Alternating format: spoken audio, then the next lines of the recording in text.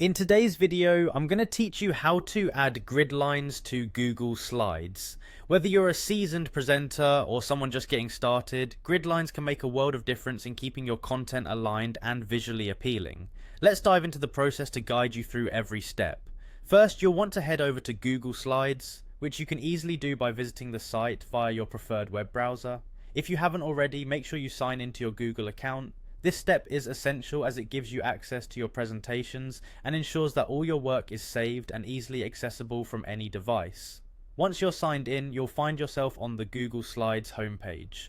Here, you'll have the option to either start with a blank presentation or choose from a variety of available templates. Selecting a template might be useful if you have specific design needs or if you're simply looking for a starting point. But for our purpose today, we can start with a blank presentation to keep things straightforward.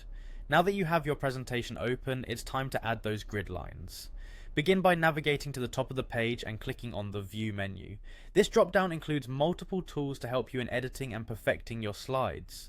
From here you will select Guides. Guides are the semi-transparent lines that help you keep track of the alignment of objects on your slides, ensuring everything looks neat and organized. To customize your grid, you're going to look for the option that says Edit Guides. Clicking here opens up further possibilities to tailor your grid lines to suit your needs. You can add horizontal or vertical guidelines and move them around to define specific areas of focus on your slide. If you find that something doesn't line up as you'd like, don't worry, you can drag these guides around or add as many as you need until everything is perfectly in place. This flexibility makes designing your slides much more efficient and aesthetically pleasing. Remember that incorporating grid lines is not just about making everything look good, it's also about providing a uniform visual structure that can enhance the flow of information.